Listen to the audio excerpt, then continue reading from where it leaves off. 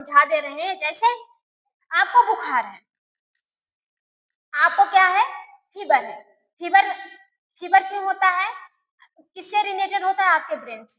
देखो ब्रेन में दो टाइप के होते हैं, मिड ब्रेन में जाएंगे, एक आपका होता है थैलेमस, एक आपका होता है हाइपोथैलेमस। हाइपोथैलेमस, एक आपका होता है थैलेमस।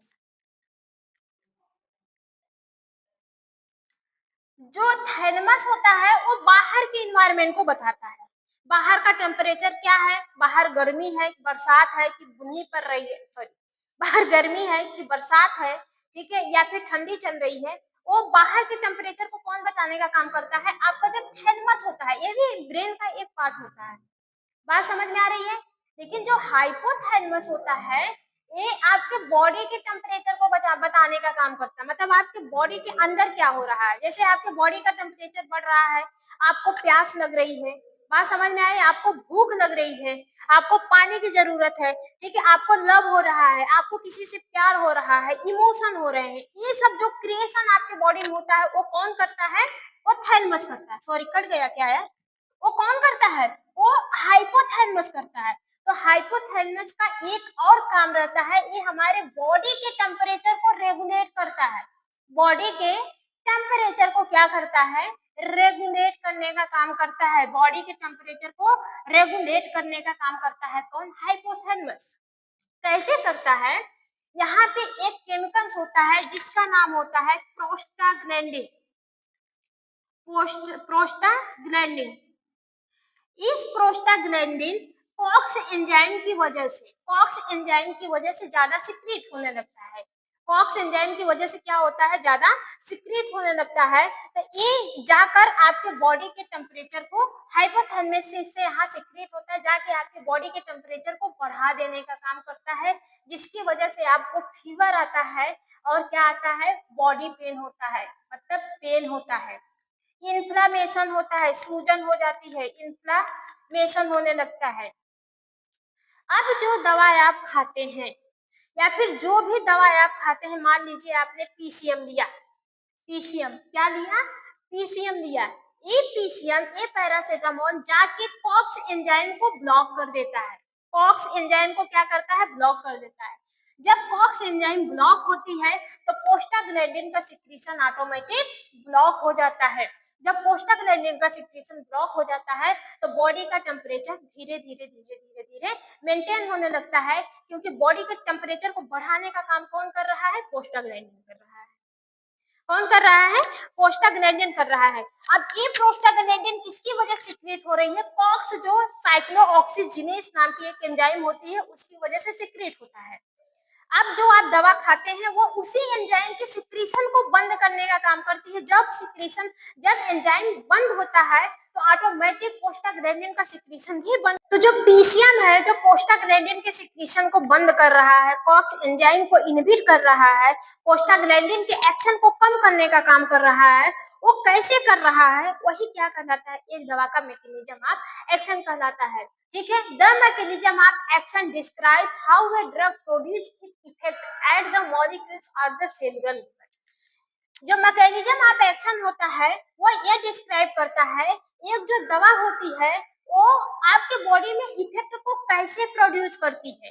जो मैकेनिज्म ऑफ एक्शन होता है वो ये डिस्क्राइब करने का काम करता है कि एक जो दवा होती है वो आपके बॉडी में इफेक्ट को कैसे प्रोड्यूस करती है। जैसे हमने बताया जो पीसीएम होता है ये कॉक्स एंजाइम को इनहिबिट करने का काम करता है, कॉक्स एंजाइम के सिक्रीशन को इनहिबिट करता है, तब वहां से प्रोस्टाग्लैंडिन का सिक्रीशन कम होता है, तो आपके बॉडी से पेन और बुखार कम होने का चांस होता है।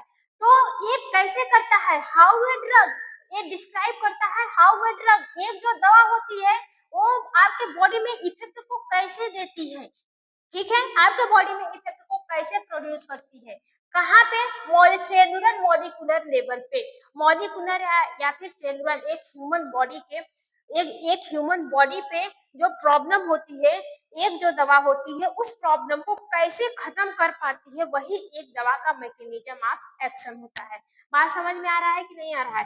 टाइप्स की बात करें तो रिसेप्टर मेडिएटर एक्शन, कौन सा है? Receptor mediator action. Receptor mediator action में ये बताया जाता है drug bind two receptor and produce response.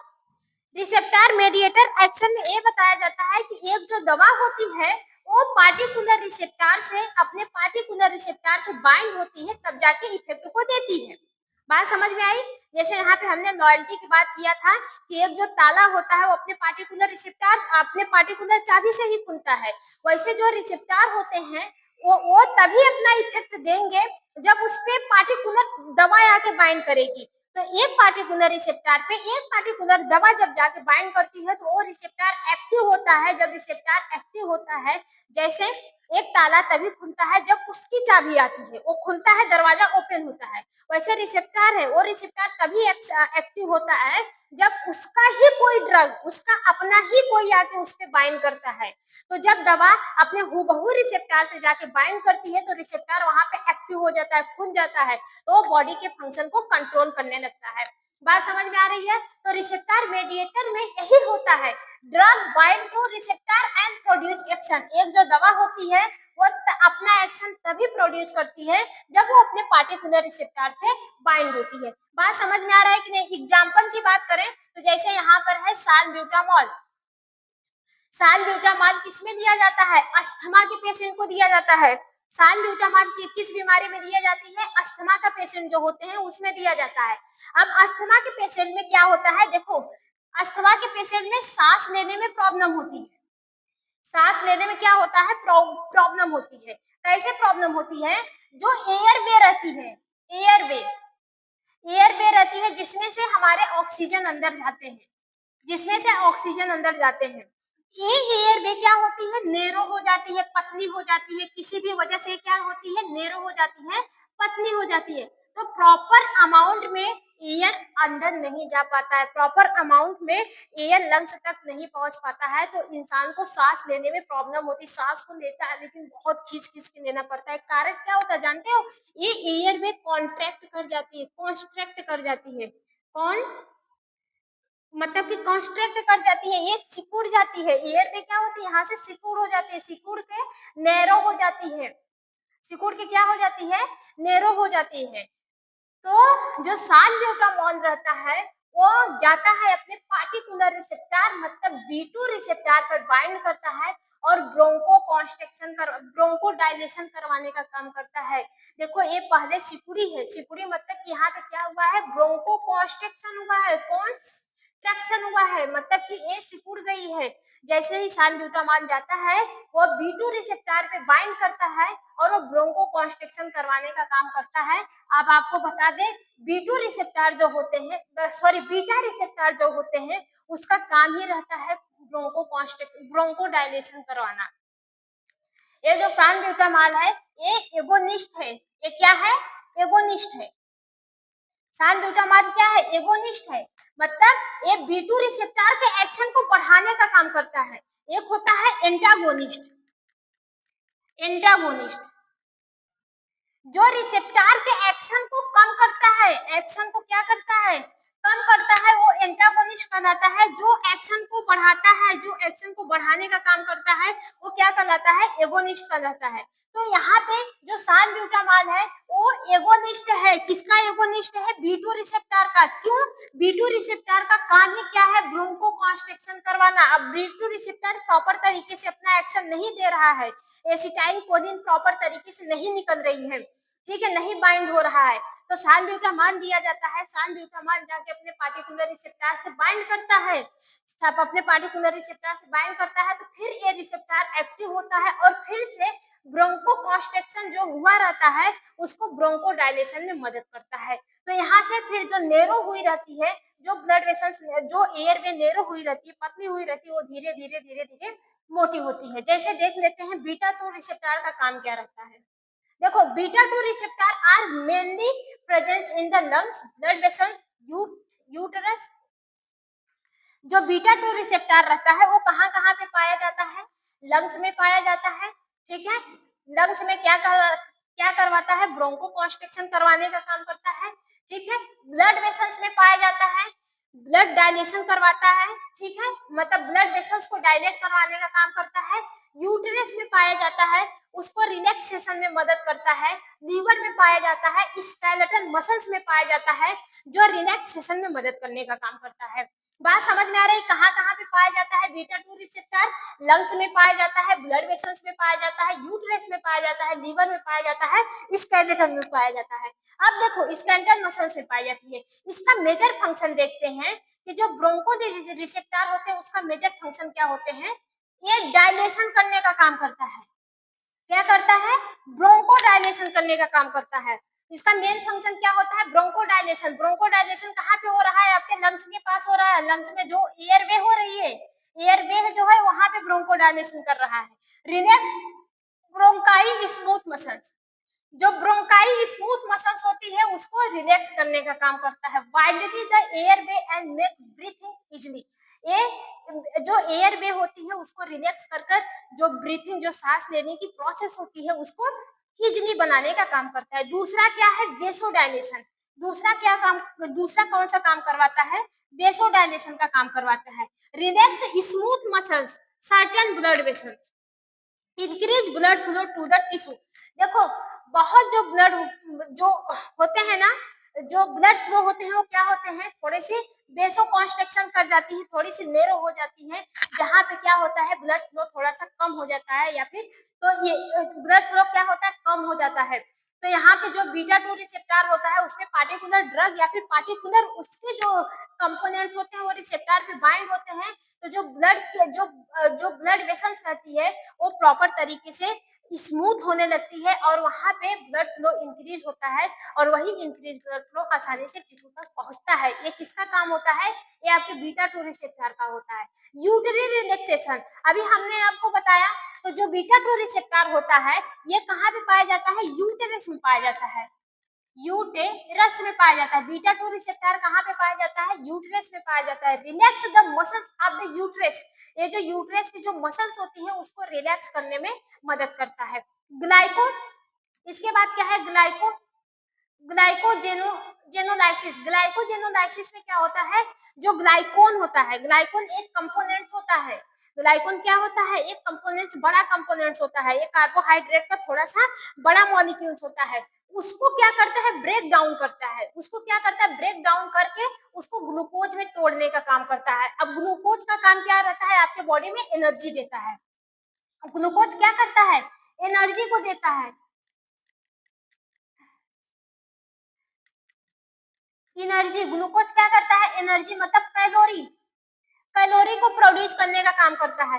अब भाई जरूरी नहीं है सब लोग शुगर खाते हो, सब लोग कार्बोहाइड्रेट लेते हैं। कार्बोहाइड्रेट में अगर प्रेजेंस है ग्लाइकोजन, ग्लाइकोजन जैसे आपके बॉडी में जाता है तो जो बीटा 2 रिसेप्टर होता है वो उसको ब्रेक करवाने में मदद करता है। अब उसमें कोई पार्टिकुलर केमिकल आता है, बाइंड करता है, उसको एक्टिव करता है, तो वहां से जो ग्लाइकोजन होता है वो टूट कर मतलब स्मॉलेस्ट पार्टिकल में कन्वर्ट होते हैं। कन्वर्ट होने के बाद किस फॉर्म में आते हैं? ग्लूकोज के फॉर्म में आते हैं। लेकिन ये प्रोसेस कहाँ पे होती है? लीवर के पास होती है और मसल्स के पास होती है। ठीक है, इसके अलावा ये ब्लड ग्लूकोज लेवल को इंक्रीज करने में काम मदद करता है, ब्लड में ग्लूकोज लेवल को बढ़ाने में मदद करता है। यही जो होता है आपका शुगर, यही से क्या होता है? आपका शुगर होने का काम करता है। अब जब ब्लड में शुगर, देखो यहाँ पे क्या होता है? ग्लाइकोजन को ब्रेक डाउन करने का काम कौन करता है? B 2 receptor, beta 2 receptor.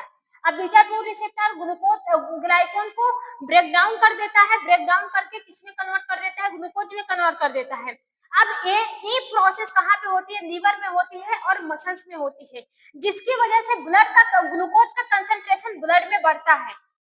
Blood में ग्लूकोज का कंसंट्रेशन बढ़ता है। अब ब्लड में ग्लूकोज का कंसंट्रेशन बढ़ गया, ब्लड में ग्लूकोज पाया गया। अब इस ब्लड से ग्लूकोज को डाइजेस्ट करना पड़ता है, वहां से हटाना पड़ता है, उसको मिनिमाइज करना पड़ता है। तो उसके लिए आता है कौन? आता है कौन? पेनक्रियाज। पेनक्रियाज आती है। पेनक्रियाज का काम क्या रहता है? ये ब्लड में जो ग्लूकोज है उसको कम करने का काम करता है। अगर ब्लड में से ग्लूकोज नहीं कम हुआ तो यहाँ पे एक बीमारी होती है जिसको हम लोग डायबिटीज मेलाइटस यानी शुगर के नाम से जानते हैं। अब ये पेनक्रियाज में एक आपको होता है बीटा, बीटा सेल। कौन सी सेल होती है? Beta cell. बीटा सेल क्या प्रोड्यूस करती है? इंसुलिन को प्रोड्यूस करती है। ये इंसुलिन निकलता है ब्लड में जो ग्लूकोज लेवल है, ब्लड में जो ग्लूकोज बढ़ा हुआ है उसको मेंटेन करने का काम करता है। अगर यहीं से दिक्कत होती है आपको सीधा का सीधा क्या होता है? शुगर होता है, यानी डायबिटीज मेलाइटस होता है। बात समझ में आई? इसके अलावा सोडियम अपटेक को करवाने का काम करता है, प्रमोट करता है sodium from the blood into the cell. Blood से सोडियम, जो आपके सोडियम होते हैं, सॉरी पोटेशियम जो होते हैं, ब्लड में प्रेजेंस जो पोटेशियम है उसको सेल्स तक पहुंचाने में मदद करने का काम कौन करता है? Beta 2 receptor. Salbutamol it is a beta 2 receptor agonist. Salbutamol क्या है? एक टाइप का बीटा 2 रिसेप्टर एगोनिस्ट है, ठीक है। It stimulate beta 2 receptor in the lungs. Lungs के पास जो बीटा रिसेप्टर है, अभी हमने बोला कि लंग्स के पास भी हमारा क्या पाया जाएगा? बीटा 2 रिसेप्टर पाया जाएगा। बीटा 2 रिसेप्टर किसके पास पाया जाएगा? लंग्स के पास पाया जाता है, ऊपर हमने आपको बताया। तो साल्ब्यूटामॉल क्या है? एगोनिस्ट है। साल्ब्यूटामॉल क्या है? एगोनिस्ट है। एगोनिस्ट मतलब वो कंपोनेंट्स होते हैं जो रिसेप्टर के एक्शन को बढ़ाते हैं, जो रिसेप्टर के एक्शन को क्या करते हैं? इंक्रीज करने का काम करते हैं। साल्ब्यूटामॉल बीटा 2 रिसेप्टर का एगोनिस्ट है, ठीक है। इट स्टिमुलेट मतलब बीटा 2 रिसेप्टर को स्टिमुलेट करता है, कहां पे? लंग्स में। लंग्स में प्रेजेंट जो बीटा 2 रिसेप्टर है उसको साल्ब्यूटामॉल स्टिमुलेट करने का काम करता है, उसको एक्टिव करने का काम करता है। जैसे ही बीटा 2 रिसेप्टर एक्टिव होता है वहां पे तुरंत एक प्रोसेस होने लगती है, ब्रोंकोकॉन्स्ट्रिक्शन से ब्रोंकोडायलेशन होने लगता है। पहले आप सांस बड़ी तेजी से ले रहे थे, लेकिन अब आप धीरे धीरे रिलैक्स में जाएंगे, नॉर्मल तरीके से सांस को लेंगे, ठीक है। ये रिलीफ दिलाता है symptom of asthma and COPD. Asthma में भी सांस लेने में प्रॉब्लम होती है, सीओपीडी में भी सांस लेने में प्रॉब्लम होती है, तो उसमें रिलैक्स दिलवाने में मदद करता है। तो दोस्तों आज के लिए इतना ही। एंजाइम इनहिबिटर हम लोग नेक्स्ट वाले वीडियो में देखते हैं, ठीक है। थक गए हैं, काफी टाइमिंग भी हो गई है। आज के लिए इतना ही। आई होप आपको समझ में आया होगा। बाकी जिन किसी को भी नहीं समझ में आया है वो कमेंट करके पूछ सकता है। नेक्स्ट वाले वीडियो में हम लाइव क्लासेस पढ़ाएंगे, ठीक है। लाइव क्लासेस में हमको बहुत अच्छा लगता है, सब लोग लाइव जुड़ते हैं तो उसमें पढ़ाएंगे। आज के इस बार